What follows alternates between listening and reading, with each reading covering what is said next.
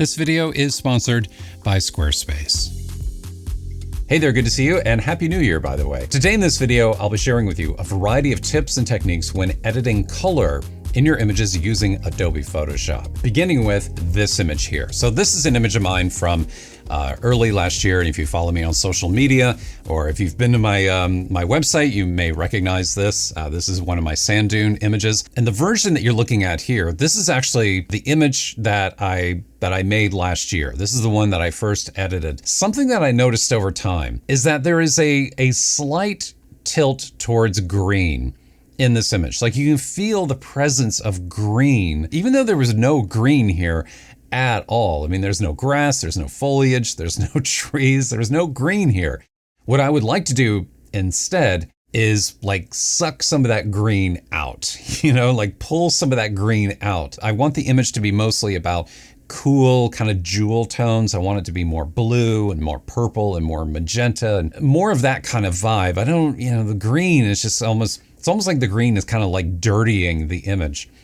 So here's a really powerful technique that works quite well. I'm going to come down here to the fill and adjustment layer icon and then click on solid color. And then we're going to get this dialog here, and here's where you choose your color. And what I want to do is pick a green. It really doesn't matter which green you choose right now. Let's just start with that. That looks good. That's like brat green right there. I'm going to change the blend mode to subtract. And we're now getting all this purple up here in the image. And then, down here in the dune as well, there's obviously some blue here too. And that's because we've just, pulled all of that green information out of the image. It's like that green channel has just been crushed. But the color of this doesn't look quite natural to me. So I'm going to go back and let's just choose a slightly different hue of green. Let's push this back up towards blue and notice what's happening in the image. See how that magenta is now coming back? Now we're getting some interesting color in the image. And this is not like the final edit here. I'm just trying to get a nice balance of blue and purple and magenta and just kind of get that look that I'm going for. And then here is the magical part. We come up here to opacity and we're going to drop opacity all the way down to 0 to begin. And now I'm just going to slowly bring it up. And notice what's happening in the image. I mean, yes, the image is getting darker, but we'll address that in a minute. But notice what's happening to the colors. Again, here it is at 0%. And we're going to bring it up again. All those hues in the image, the blues and the purples, they're losing that green component, which is purifying their colors, and it's making them look more, like I want. And what I would encourage you to do here is just to, explore different hues when you're doing this. And that's the magical thing about this solid color adjustment layer, because you can come in here and just change this to, whatever you want when you have this over your image, just to experiment with different looks. And whatever you choose here, that color is going to be subtracted from the image because of the blend mode. And, again, the green is just, the green is the one. The green is the one that works really, really well. Now, I said before that the brightness was a little bit of an issue because we are taking a hit because we are removing one of the channels. Well, there's a variety of ways you could do that. You could do curves, you could do levels, whatever, but I'm just going to keep it simple and let's just bump up brightness by 10. You get the idea. So subtract is awesome. Subtract is a great way to simplify and purify the colors in your image, especially if you detect like a little bit of almost like impurity in there, a little color impurity. It's a great way just to pull whatever that offending hue out, whatever that offending hue is, pull it out of your image in order to strengthen it and create better colors. All right, next up, gradient map. If you've never tried using the gradient map adjustment layer before when editing color in your images in Photoshop, you're definitely missing out. And before we get into the gradient map, I just want to quickly illustrate the difference here between a gradient and a gradient map, because I think the two could be easily confused. A gradient is it just sits on top of your image and it doesn't know anything about your photo. It doesn't pay attention to it at all. Whereas a gradient map is different. Let's get rid of the gradient And I'm going to click on gradient map here. So notice the difference. So now we have the same gradient. We're now looking at that same black to white gradient that you saw before, but now that black and white gradient is being infused into the pixels of the image. So if we come in here and edit this gradient and lift, the blacks, like so, the blacks get brighter. And the same is true for whites. Let me just reset that. Come over here to white. And if we bring the whites down, well, the whites get dimmer. So the gradient map has an influence on luminance, similar to, editing the black slider or the shadow slider in Lightroom, or editing the highlights or the white slider. We're able to push those tonal values and make them brighter and darker. But unlike those sliders that I just mentioned, with the gradient map tool, you can add color. So not only are you brightening and darkening your image, but you're also infusing the image with color as well. And that is where this gradient map tool becomes very powerful. Now, we don't want to use this gradient map adjustment layer with a normal blend mode, because that's going to be, it's not going to blend in quite right. So instead, I'm going to choose soft light, and then I'm going to edit this gradient. And what I would like to do here, let's just look at the image itself for a minute. What I would like to do here, well, a couple of different things. I would like to balance the tonal values in this image, make them a little more balanced, bring them closer together, lift these blacks and these shadows, compress these highlights and these whites down a little bit. And I would also like to give it more of like a dusty kind of, desert vibe. So I'm going to click on black down here. And remember what we saw before, where if we lift the black point, we get brighter. We can use that and add some color in order to accomplish two goals at once. That's starting to look a little bit better, but it's not quite red enough. All right, so now we're definitely able to see, just look at the difference now. Now we're definitely able to see, some of these darker shadowy areas here. Now they have more color. And actually, let me just toggle this layer on and off. You can see that we are changing the color temperature of the image. It's now starting to look warmer. It's looking a little more golden.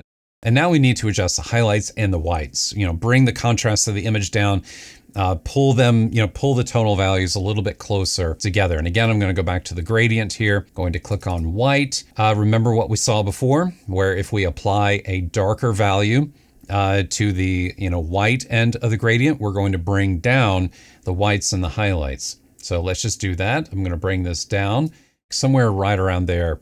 Feels right. So let's just, I'm going to click OK, going to back out of this. That is the before, and that is the after.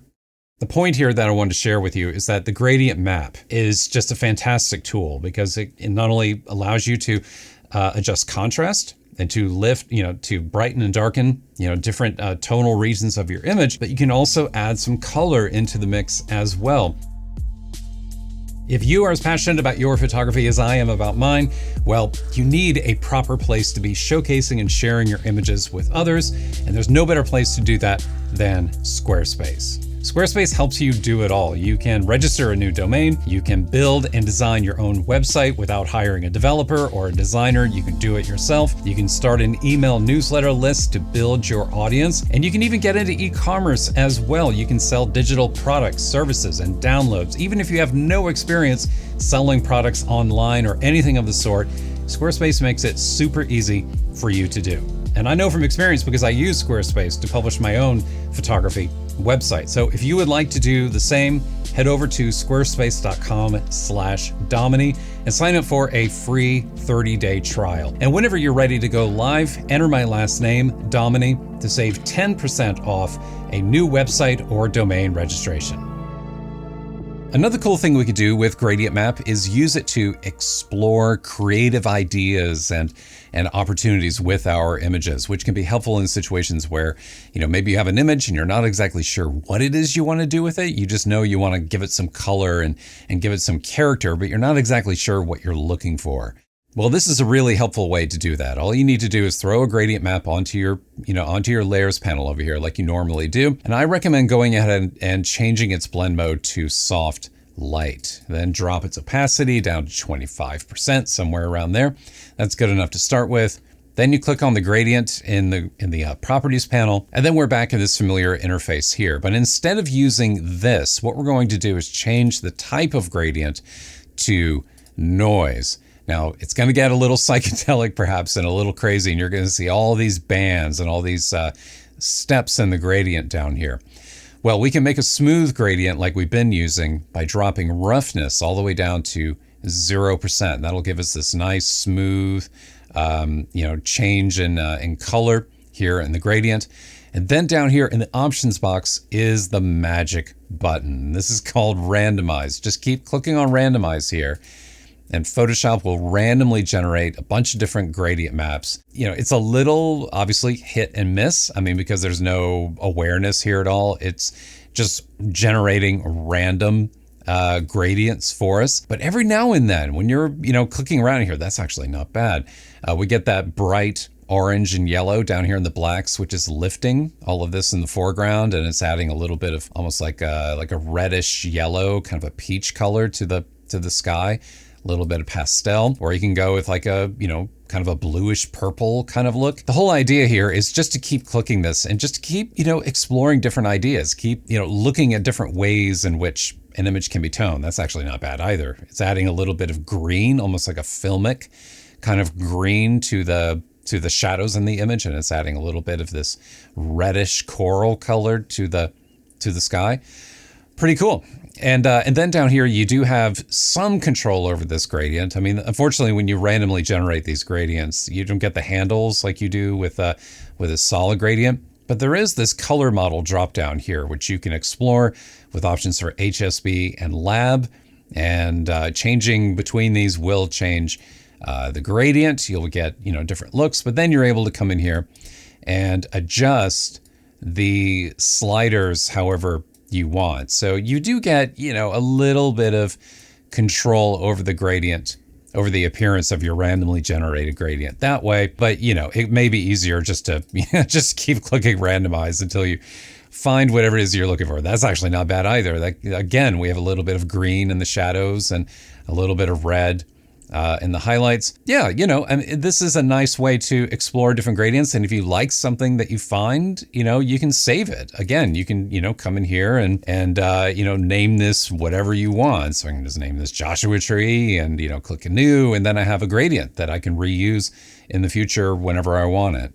All right, my next color tip is similar to the one that we started with at the beginning where we subtracted a solid color. This one is similar to that, but is a little more precise, like a little more mathematical, I think is probably the best way to describe it. We need a composite merged layer of everything that is visible in the layers panel because we need pixels in order to be doing this. Then you come up here to the filter menu, go to blur, and select average. What you're seeing here is the average color that is in the image. It basically just, it's like putting a pot on the stove and cranking up the heat and just boiling everything in the image down, all of the pixels down, boiling them all down to a single color. And whatever that color is the average color that is in the image. And as you can see here, we have just this brown kind of color. And if we toggle it off and then back on again, it makes sense, right? Well, as you may know, if you add the complement of a color to itself, you neutralize that color. You pull that color further towards white, towards the middle of the color wheel. So what we can do with this layer now is invert it. We can just do Command I on the keyboard and that'll give us this, sky kind of blue color here. This is the opposite, the complement of that brownish hue. And then I'm going to change the blend mode to soft light. And we can drop the opacity here. At full opacity, it's probably gonna be a little too much. It's gonna cool things off too much. You can see that we're kind of like, bringing the heat down on the image a little bit. We're removing some of those warm hues. We're just kind of like desaturating them and pulling them a little bit closer towards the middle of the wheel and a little bit, further away from the edge. Another interesting thing we can do with that average layer is use it to desaturate an image and make it brighter at the same time without changing its overall look, without changing the look of the image. And for example, let's go back to the sand dune image that we looked at from the beginning. Now I'm happy with the subtract color adjustment that I made from earlier, but the blues feel like a little dense. Like it's almost like there's a little, they're sitting a little too close to black. And I would like for everything just to feel a little bit brighter. Well, I created an average color layer doing the same thing through filter, blur, and now with this purple color, I come down here and select divide. Now divide is dividing the pixels in the base layer, the pixels that are underneath the blend layer. It is dividing them from the value of color that is in the blend layer. And at the beginning, it's gonna look crazy because it's just way too bright. But let's just turn this way down. Let's go all the way down to 0. And then we're just gonna creep this up a little bit. Like so. See what's happening? So we are maintaining the look of the image. We are maintaining the overall personality and the overall intent of the image color-wise, but we are pulling out a little bit of that denseness, that color density. We are removing some of that black and making those hues just a little bit brighter. You don't need to go much here or go very far with that, but that's the before and that's the after. So, really nice way to do it. Actually, let's take a look at another example. Just to prove that this works with a different image, going to create a merged layer, going to average it, and then we get that brown color. Go to divide, drop it all the way down to 0. And now I'm just gonna pull it up slowly. Notice how the image is getting brighter and a little less saturated as well, because we are pulling out a little bit of that color cast and just making everything feel a little more natural and, a little bit brighter. Now, something important to remember about these blend modes is that soft light is one of the contrast blend modes, as I talked about in a recent video. Other contrast blend modes include overlay, hard light, vivid light, etc. So what you could do if you don't want a contrast adjustment, you could instead come down here and choose either hue or color. And these affect, the image in slightly different ways. Color influences both hue and saturation, whereas hue is more pure. Hue is more just changing the hue, not the saturation. So sometimes they look, more or less the same from each other, but you could get different results from experimenting with this. But as you can see, when I turn this opacity up and down, notice that the luminance of the image is not changing. But that is a good way to be neutralizing some of the colors in your image, pulling some of their saturation out so they look a little more natural. Like if you went a little too extreme with your vibrance and your saturation and you want to bring things down like closer to earth, then that is a very effective technique. All right, my next color tip includes 2 blend modes in the blend mode dropdown here, including color burn and color dodge. And as I'm sure you probably already know, in classic photography darkroom terminology, dodge means to brighten and burn means to darken. All right, so let's begin here with color burn. And to begin, I'm going to create a solid color. Let's put a white solid color on top of the image. And I'm going to change this to color burn. And as you can see, nothing is happening. But when you pull this down, it doesn't take long for the effect, to happen. You start getting this darkening effect and the shadows and the blacks here.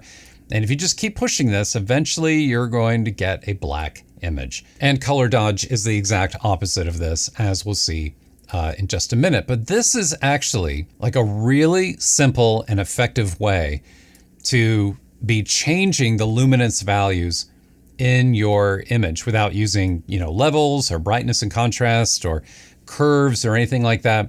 You just need to throw a color burn layer on here and just dial this in however you want. Now, because I am purposely choosing grayscale values here, I'm just working with gray here, there is no shift in the hues. But as we saw, with earlier examples, we can do that if we want to. Let me just do kind of a warm hue, maybe an orange kind of a thing. And then I'm gonna pull the wheel in and see what's happening with the colors. Now, this is obviously too much. This is getting a little kind of unrealistic looking. My point here is that I'm just trying to show you that not only can you darken the image, but you can also infuse those areas with color and make their colors richer at the same time, kind of similar to that gradient map example that I shared with you earlier. So you can not only affect brightness and luminance, but you can also add color as well. Now, by the way, we can do the opposite thing here. Like, let's say that we don't want more yellow, more orange, and we want to diffuse those colors a little bit. Well, similar to that average layer that we looked at a minute ago, we can just simply pick the complement. So let's slide the hue slider up, and we could do like a cyan, kind of a bluish hue like that. And now we are pushing blue into the shadows, into the blacks of the image. And then for color dodge, I'm going to create another solid color. Let's just do solid white like we did before so we can see the difference. I'm going to do color dodge. And this is the inverse of color burn. So white just completely blows out everything in the image. But then if we go down to black, well, we're back to the original image again. So for color dodge, you work with darker colors. And this is affecting the highlights in the image up there in the sky. See how it's like affecting that? So we just want to dial in just a little bit of this dark color. It's actually like a little bit backwards. Like you're adding a dark color to brighten the highlights because of how the math works, because of how those numbers are being divided. I'm doing this a little aggressively for YouTube so you're able to see the effect, but that is how you can get that kind of warm, kind of glow look there. And again, you can go aggressive with it and then suit to taste with opacity thereafter.